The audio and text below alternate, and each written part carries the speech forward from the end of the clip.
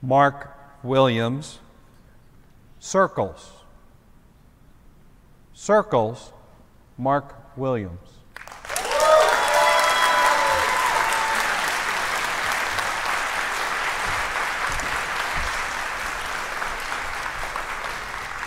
Thank you, Contest Chair. You're welcome.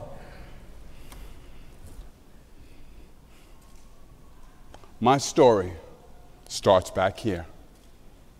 As a poor kid growing up on my own on the streets of Brooklyn, New York, the son of a single mother, no brothers, no sisters, no father, no hope. At times I felt like I was walking alone, and I learned to do that with pride. But my mother, as genius as she was, taught me, you've got to have a good circle. It's the only way you're gonna make it. Now, if you can think of all the amazing people in your lives, present company included, then hold one finger in the air, not that one. And with your index finger, draw a circle. Because no matter what your journey in life may be, you cannot complete this mission alone.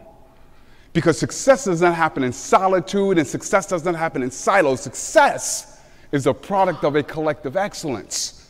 So fellow Toastmasters and guests, contest chair and judges, who do you need in your circle? Think of 3 people right now: a family member, a coworker, a close friend. They're in your circle. For me, I'm thinking about my dentist. Because when I had the worst toothache, and I was the last one to walk into an already crowded waiting room, they called my name first. The dentist said, "Mr. Williams, right? You were my son's teacher. You were good to him, so I'm gonna take care of you." And then she yanked the tooth out of my mouth. But I'm glad I was in her circle. And I'm sure you all have great people in your lives. But if you think I came all the way to the Bahamas to talk to you about surrounding yourself with coaches, mentors, thought partners, good doctors, you came to the wrong place. Because the people I want you to think about are the ones you don't want in your circle. And you know who I'm talking about. Your in-laws, your boss, your last evaluator. For me, it was Sonny James Robinson, the friend of a neighbor who invited him to our house to meet my mom. And for 8 years, he never left. But I never wanted to let him in. Because he wasn't my father. He was just some unemployed alcoholic ex-con who used to get into fist fights to get drunk in the back of our building. And then, he became my stepfather. And I remember saving up enough money to go to the music store to buy a new album of country music classics by Alvin and the Chipmunks. Don't judge me. There I was, listening to the songs, just having a good old time, when he came to my room. I need some money, but I don't have any. So he took me to the store to return the album so he could use the money for liquor. You see, I never wanted to let him in. But it's because of him that I felt so safe growing up in the most dangerous neighborhood.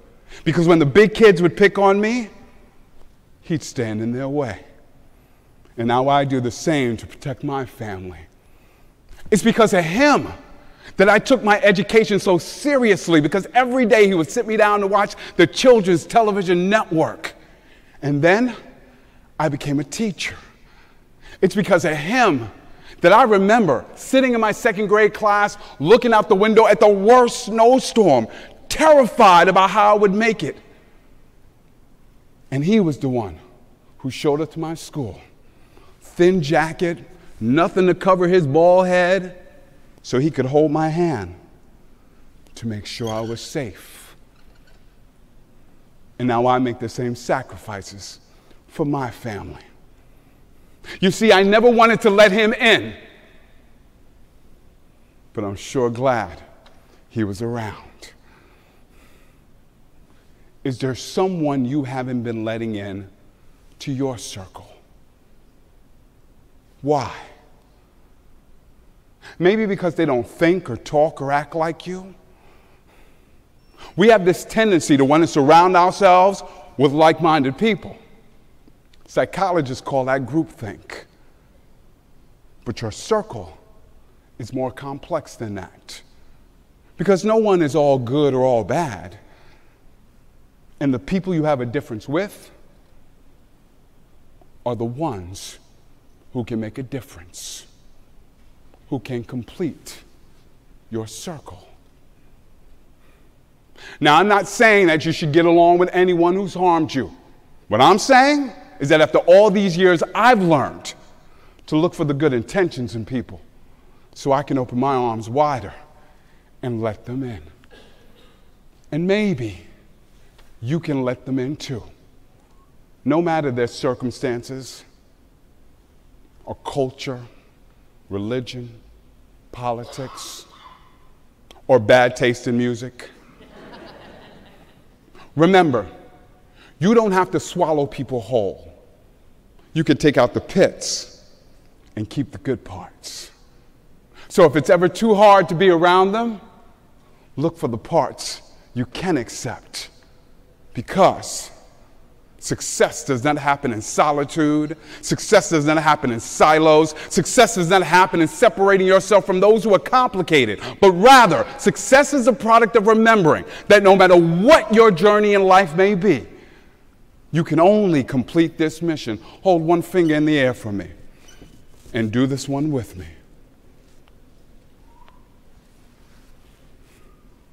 When you let them in.